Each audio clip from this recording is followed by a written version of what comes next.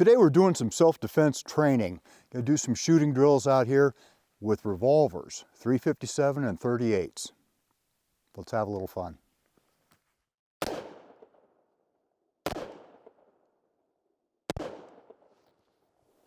Nice.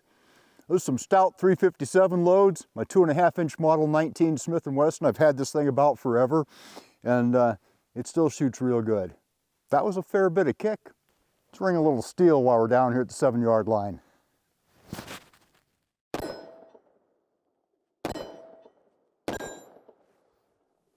It's fun stuff. Revolver's still very useful for self-defense. So shooting this beautiful 6-inch barreled Smith & Wesson 586, terrific gun, accurate, heavy. That weight out on the front helps tame down the recoil. The loads are 125 grain Hornady XTP over a max charge of H110. In low light, this thing's a real fireball. So it's fun to shoot, you gotta hang on, and we're gonna see how we do with this on the paper and the steel.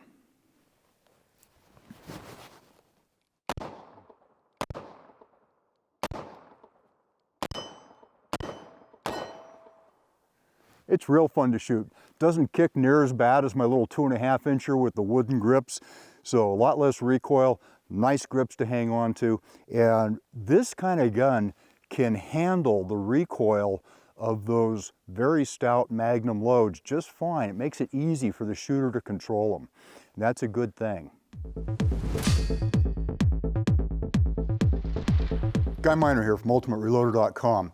This is another video in our series of self-defense videos. This one we are looking at the revolvers, 38 and 357 being very popular cartridges for that. So we're going to take a much more detailed look and put those head to head so you can make your decision on what kind of loads to carry for your purposes. What are your priorities and why would you choose either the 38 plus P or the 357, or maybe you use both in different circumstances. We're going to take a look at the ballistics of the factory cartridges, and then we're going to take a look at hand loading the 38 and the 357 to try to get those same ballistics or similar, and we'll use the Hornady XTP bullet. We'll get into more on that.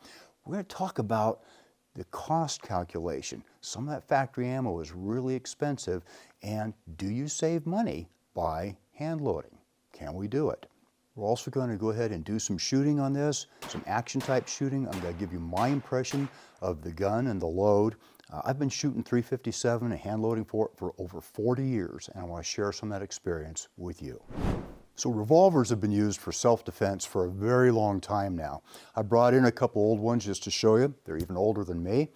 We've got an 1860s Colt percussion revolver. They started making these in the 1840s. They got real popular in the Civil War in the 1860s, and they were a big advance over the old single shot pistols that people were carrying before that. You got 5 or 6 shots out of one of these at a time. Now, loading and unloading it was kind of a problem because it's a percussion cap gun. Very, very different from cartridges.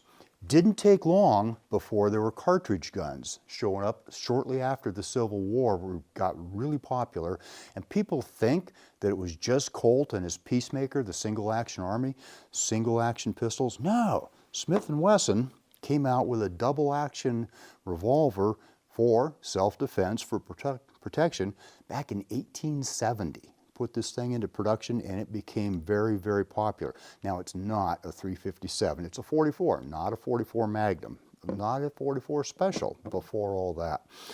44 American and 44 Russian were what they were using back then. Interesting though how fast that one can be unloaded and reloaded compared to a single action army. It was really quite popular back in the Old West days.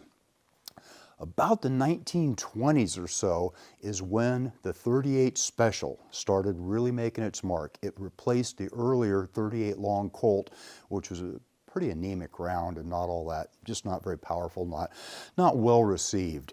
And the 38 Special showed up, had similar ballistics but a little bit more, and that 38 Special is still with us today and in some pretty souped up versions such as the 38 Plus P, which kind of started out as the old 38-44 way back when, And now we call loads like that the 38 plus P for increased pressure.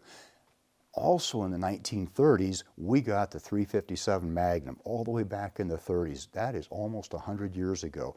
It very quickly became popular with law enforcement who might need to shoot through, car doors, body armor, things like that. And then civilians liked it too. And a whole bunch of people started doing some hunting with it because it was considered a very, very powerful cartridge at that time. The 357 is still around. It became popular more later on in the 70s and 80s. It was extremely popular for police work and for self-defense. I bought my first one in the 70s and wish I still had that old gun. And at any rate, it rolled and rolled and rolled. Even the military used the revolvers a bit, the 357 Magnum. It's absolutely an option, a viable option for self-defense. I know the world has gone crazy for semi-automatic pistols, high capacity, 9mm, and that's great, but the revolver remains a good choice. So we're going to take a look at that. So some considerations to keep in mind if you're taking a look at a revolver for self-defense. I think that probably the most important is getting some good training. How to shoot a revolver well, accurately, is kind of a dying art. Most of us have gone to semi-automatics of one kind or another, and the skills required to use a double-action revolver quickly and accurately, those are kind of fading away in a lot of the United States anyway. We're just not using them as much as we used to. So finding a good instructor who can teach you how to bring the revolver into play to save you, your family, someone else is actually a really important step. Size of the revolver. That's important too. You have to figure, are you going to carry it concealed? If so, the smaller ones are obviously where you're going to be focused, taking a look at. If it's not going to be concealed, if it's going to be something that maybe you're hiking around the ranch with, maybe it's going to be your truck gun, maybe it's going to be on the nightstand, and you don't have to hide it from anybody, well, in that case, you can go with a much bigger revolver. And there's some reasons why you might want to go with a bigger, heavier, longer barreled revolver. We're going to take a look at that. We're going to compare and contrast a 2.5 inch with a 6 inch and see what the strengths and weaknesses of each of those are. You got to consider recoil. There's always a trade-off. More power, more recoil. Smaller gun, more recoil. There's lots of trade-offs, and when I talk about selecting one that you can handle, I don't mean one that's going to, make you go in the corner and cry because you shot your gun.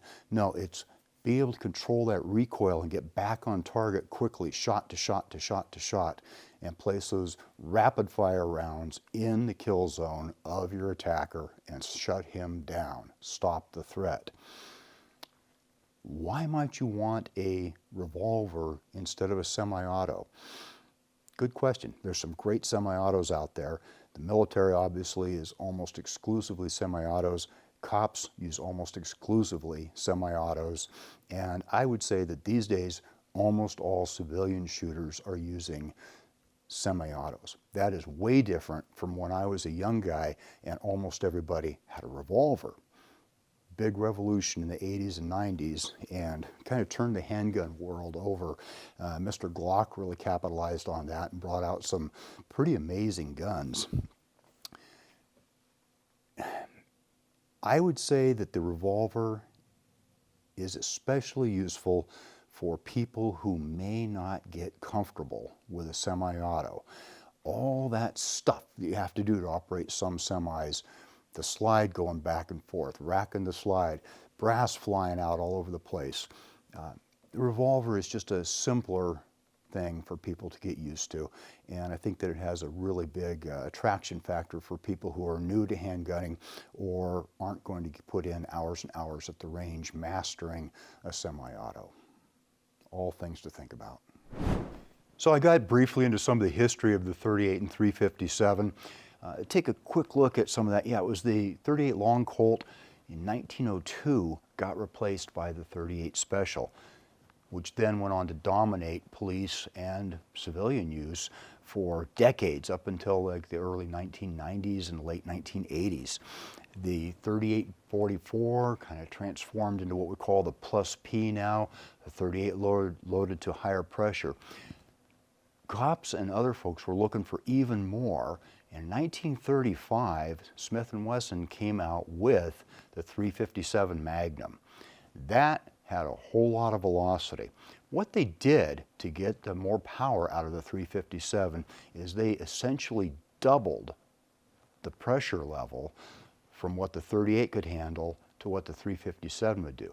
They knew that that could be a big problem if it was loaded in old .38 special revolvers that were never built to take that kind of pressure.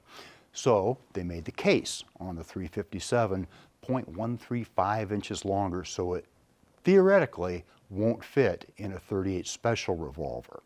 Theoretically, there are some old revolvers, there's some poorly made revolvers that you can probably cram a .357 into. If it says .38 only, don't be putting .357s in it. It's not going to work out well. The cool thing about a .357 revolver is if you want, you can shoot .38s or .357s. Believe me, it's often a lot more pleasant to shoot .38s for your practice, and it's a lot easier on the gun too. Interesting historical tidbit, one of those ivory-handled, not pearl, ivory-handled revolvers that General Patton was wearing in all those World War II pictures where you see them, one of those was a .357 Magnum, all the way back in World War II. General Patton endorsing the .357. I kind of like that. There was a big problem with the .357, and that was the soft lead bullets that the factories were putting in them. The velocity achieved by a .357 was more than enough to start stripping that lead off the bullet and coating the inside of the barrel. That largely got resolved in the 1980s with the introduction of, common introduction of jacketed bullets, hollow points, soft points, for the .357. Really cut down on the barrel fouling problem. And .357 has gone on to remain popular, not as much with the police anymore as it used to be, but an awful lot of us out here in civilian land sure like the old revolvers and the new ones too, and that .357 Magnum has got a place in the hearts of many shooters. It's worth taking a closer look at. So let's put these cartridges, the .38, particularly the .38 plus P, head to head with the .357 Magnum and see how they compare. Obviously, the .38 is loaded to much less pressure, way lower. It is held to a maximum average pressure of only 17,000 psi for the standard, and they bump that up to 20,000 for the plus P. Only 3,000 psi increase, but it's there, it's noticeable. And you can see that in the loads from the factory and in hand loading. The .357, on the other hand, has got 35,000 MAP, maximum average pressure allowance. So it gets literally double what the old 17,000 was for the original .38 special. Both of them take the same bullet, 357 diameter, and the velocity range is considerably different because of all that pressure. Your .38 plus Ps typically run from 850 up to just short of 1,100 feet per second, depending on bullet weight. Your .357 Magnum kicks in at about 1,250 to start at and goes on up to 1,500 feet per second, again, depending on bullet weight, barrel length, that sort of thing. It is a much more intense cartridge. If we take a look at our factory ballistics, you can see that the .38 plus P is loaded considerably lighter than the .357, as it should be. I chose two different bullet weights, very popular, the 125 and the 158 grain bullet weights. The 158 is the old traditional standby. It's been around for forever in the .38s and in .357s. And the 125 actually really started attracting attention. It was introduced in the 70s, 80s, 90s, somewhere in there you started seeing a lot more attention paid to the 125. And interestingly, in the .357 Magnum, it earned one heck of a reputation in combat, in man-to-man take the bad guy down. One shot kills. It was utterly amazing because of the shock imparted by that high velocity bullet. Very impressive performance. It also ate up a lot of revolvers. The old K-frames were not particularly fond of that high pressure load, and you could get some problems with both the forcing cone, which is the breech end of the barrel if you want to think of it that way, and also with the frames themselves getting cutting on them from the intense burning of all that hot powder. So for me, when I'm shooting my K-frame, which I do, my Model 19, I typically load 357s down to about 38 plus P power levels, maybe 1,000 feet per second or a little bit less. Keep it a little bit gentler on the old gun, and actually it's more fun to shoot that way myself. So that's my practice. But for carry ammo, I want everything I can get out of it. All right, I want every last bit of power that I can safely get out of that, because I can shoot that pretty well. Been shooting revolvers a long time. Let's focus in on the energy. Energy difference here is striking. 200 to 300 foot-pounds of energy for 38 plus P, not insignificant, but literally double that with the 357 Magnum. Literally double that much. Tremendous energy boost because the higher velocity takes those same bullets and just pushes them so much harder, so much faster that they produce a whole lot more energy.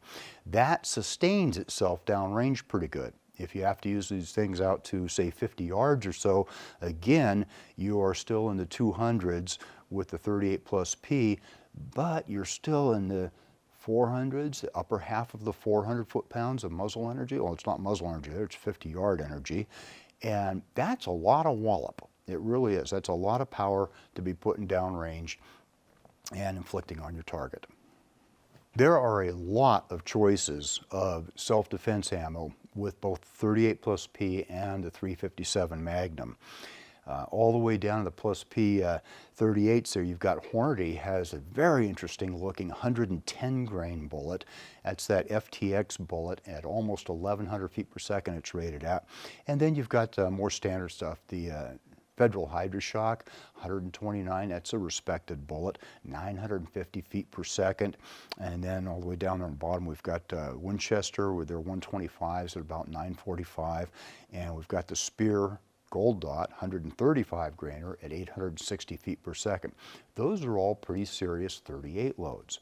We'll go over to 357 Magnum. Oh my goodness. Hornady has got a 125 that they rated a full 1,500 feet per second, and their 158 they rate at 1,250 feet per second. Good fast stuff. Federal has 125. Winchester has the 145 grain silver tip hollow point. That has been around a long time. It's a good looking cartridge. It happens to be one that I carry quite a bit. I think mostly because I think it's pretty. I like the looks of it, and boy does it perform. 125 grainers from Winchester, and of course the 158 grain Gold Dot from Spear. They're all good choices. To me, a lot of that comes down to personal preference. Which one do you like best? Which one shoots best for you and for your revolver? Big drawback to some of this factory ammo is the cost. I took a look at some of the retail prices for various 38 and 357s. 357 I found ranging from about 70 cents each up to $2 a shot. $2 for a pistol. Yeah, you open up, fire all the shots in your cylinder, and they're only $12 right there. So yeah, quite a bit. 38 was a little less expensive. Not much on the bottom end. It was about the same in the 70s, but up to only a little over $1 a round. And hand loads, I took a look, and with new brass, I could put together good hand loads using quality bullets, using Hornady's XTPs in this case, what I used, 52 cents a round. Big savings, especially over those $2 jobs. And once that brass is used, and you can use straight case revolver brass, you can load that many, many times before it starts having problems. I avoid the nickel-plated stuff. I've had problems with the nickel-plated brass cracking. So I avoid that stuff and just go with brass. 30 cents a round or so. And that's using these Hornady XTP bullets. That's not using some inexpensive plinking bullet. This is good stuff we're building. Let's take a look at what we did build for this video. I stayed with the XTPs, the 125 and the 158s in both cartridges, and I switched to a powder I had not used before for the 38 Special. I went with Long Shot. I hadn't tried it before. It seemed interesting, and so I looked up the data. It looked pretty good, and went ahead and tried it. I used 7 grains of Long Shot with the 125 and the 38 plus P, and dropped it down to 5.5 grains for the heavier bullet, the 158. Also, with the 38s, I went with CCI's small pistol primer. 357 Magnum. This was very familiar territory for me because I went back to H110. If there is one powder that can bring out some really great performance from 357, 41 Magnum, 44 Magnum, all the doggone powerful straight wall revolver cases, the Magnums, H110 is right up there. There's some others out there that'll do it too, but that's the one that I've turned to time and time again for some really great performance, high velocity, and I've gotten some darn fine accuracy from it. With the 125, I laughed a little bit. I was putting just short of 20 grains, 19.9 grains of H110 in there, and that fills up most of that case. It does a nice job of that. So sparked that off with the Winchester small pistol Magnum primers, and I think that worked out pretty well. Dropped it down to 16.5 grains to accommodate the heavier bullet, the 158. I had a lot of fun loading that. Loaded everything on the Lyman turret press for that. I used a set of old RCBS dies I've had.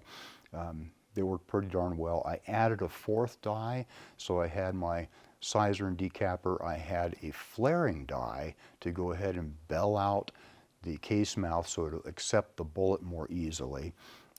Then the bullet seater, you just seat them right there to the cannula. That's a great place. That gives you a nice functional cartridge that should fit in any 357 Magnum cylinder just fine. And then I added the 4th one to put a roll crimp on each cartridge in a separate step. Can you do it in one step? Yes, you can.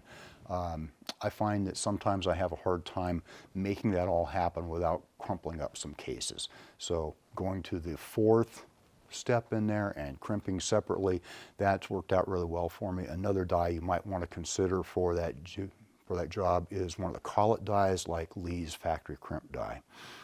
Let's take a look at the pistols we used. I've got quite a few pistols up here, 4 different ones. 6-inch 586 Smith & Wesson. My good old 2.5-inch Smith & Wesson Model 19.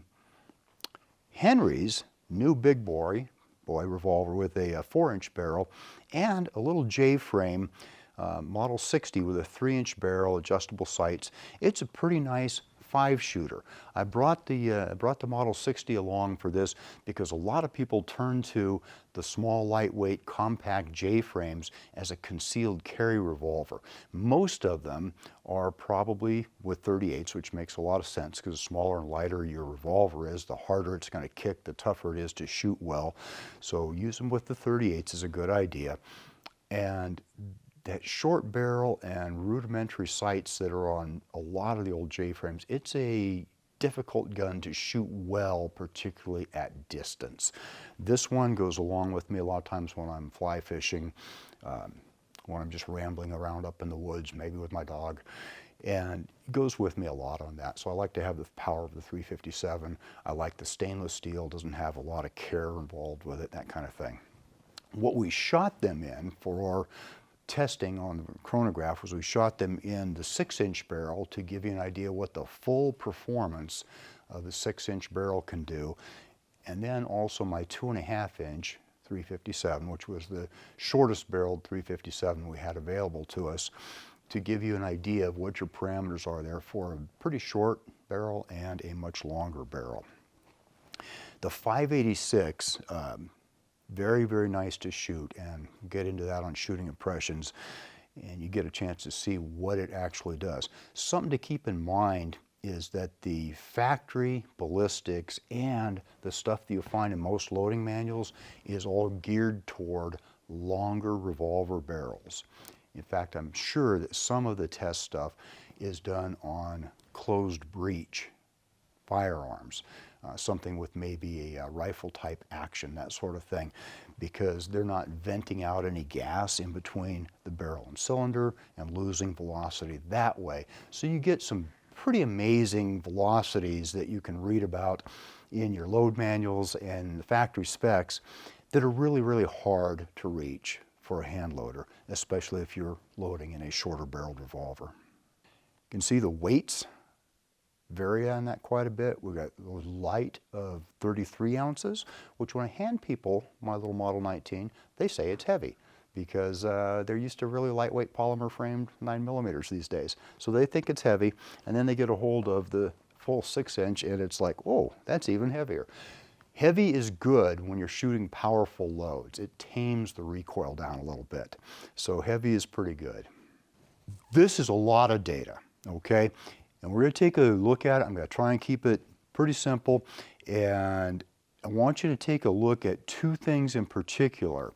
And one is the velocity difference, not just by cartridge, but by barrel length. It's pretty amazing. And then the energy difference is that corresponding thing that happens. The faster it goes, the more energy it's making. And that's really worth looking at. The little 2.5-inch Smith with the 38 plus P maximum loads, according to the manual, boy, they were right up there at max, still did not impress me with the velocities. The 125 grain bullet at 775 and the 158 at 723, pretty light on the energy department, under 200 foot-pounds of energy for both those loads. I put the 357 Magnums in the same revolver, 2.5-inch, and immediately gained a lot of velocity. I'm at 1155 with the light 125 grain bullet and just over 1,000 with the 158. That's not bad. Then we get to the paradox. We find out that the 38 plus Ps in the 6-inch revolver are roughly the same velocities as the 357s from the short revolver. That's something to think about. You lose a lot of performance with that short barrel. So just something to think about when you go make your selection and understand that you are giving up something for that portability, that concealability. Giving up quite a bit. Only the 6-inch revolver brings out the maximum out of the 357 Magnum, the maximum that we could get.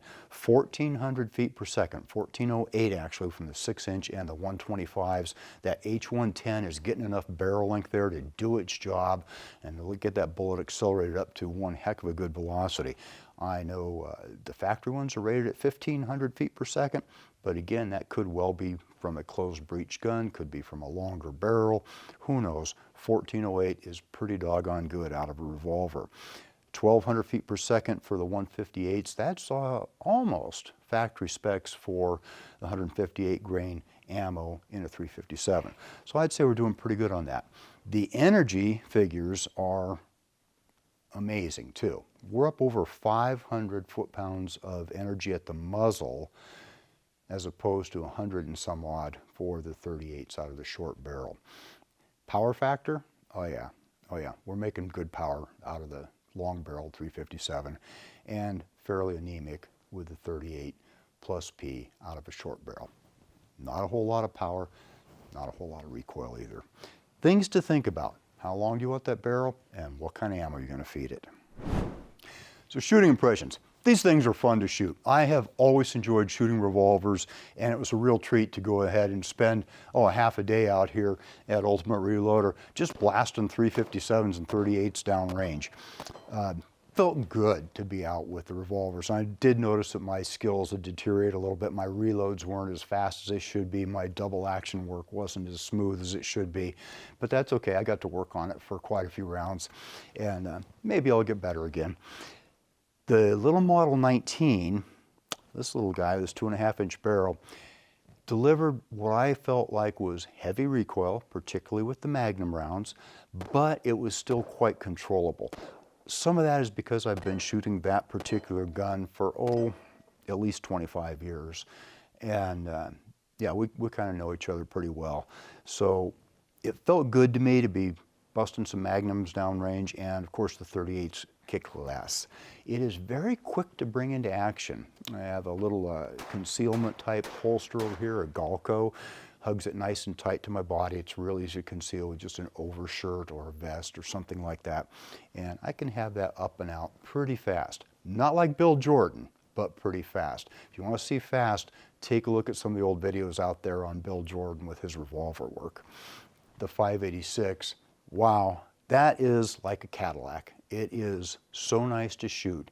It's got that full underlug barrel that carries weight all the way out towards the muzzle. That reduces muzzle flip. It's got the rubber grips in there and the extra weight. That has a very, very controllable gun, and I enjoy shooting it. Every time I shoot it, I like it more. Easy accuracy out of that 6-inch 586. Yeah, that's my shooting impressions, is that yes, my Model 19 felt good to me, and the 586, that was just a real treat. So after burning up all that ammo, let's take a look head to head, those cartridges, and see what the pros and cons of each are. 38 plus P, easier to control, less powerful than the 357 Magnum, and it's adequate for most self-defense situations. 357 Magnum, long-standing history of use with private citizens and law enforcement for a good reason. It works. It's also useful for hunting, and it's what I would carry and what I do carry when I'm out in bear country for a half a day or a week. And it's got more power and more velocity than 38 plus P. It may well be better suited for a rural environment out in the hills instead of urban, where there's a lot of things to go through and a lot of people who might get hit. In conclusion, a 357 Magnum is incredibly versatile. It can handle everything from mild 38s up to maxed out 357 Magnums. It can be put to purposes for target shooting, for self-defense, for taking care of you in a country where there's some dangerous wild game perhaps. Lighter, shorter handguns are much easier to conceal. Heavier, longer handguns are much easier to control, particularly in rapid fire. Trade-offs, everything's a trade-off on that. Think about prioritizing what your needs are for that revolver. That'll help you decide on what kind of ammo and what kind of revolver you want. What I want to know is, who's out there using a 38 or 357? What are you shooting out of it? Your own loads, hand loads, factory loads? What are you using it for? And drop a comment. We'll have a discussion. That means it's time to wrap this up. I hope you enjoyed this video. Don't forget to like and subscribe. Also, we're on Facebook, YouTube, Rumble, where we've got unrestricted content, and Instagram. Make sure to follow us on all those channels. Ultimate Reloader also has a commercial solutions division serving law enforcement, the military, and the gun industry. We have some unique capabilities, including a comprehensive suite of recoil testing and evaluation capabilities, trigger profiling, and more. If you're interested in custom rifles like what we build here on the channel or gunsmithing services, you're going to want to go to rifles.ultimatereloader.com and get on the wait list. If you want to learn lucrative gunsmithing like what I show here on the channel, including building custom rifles and Cerakote plus a whole bunch more, you're going to want to check out the Colorado School of Trades, schooloftrades.edu. Thanks again for watching.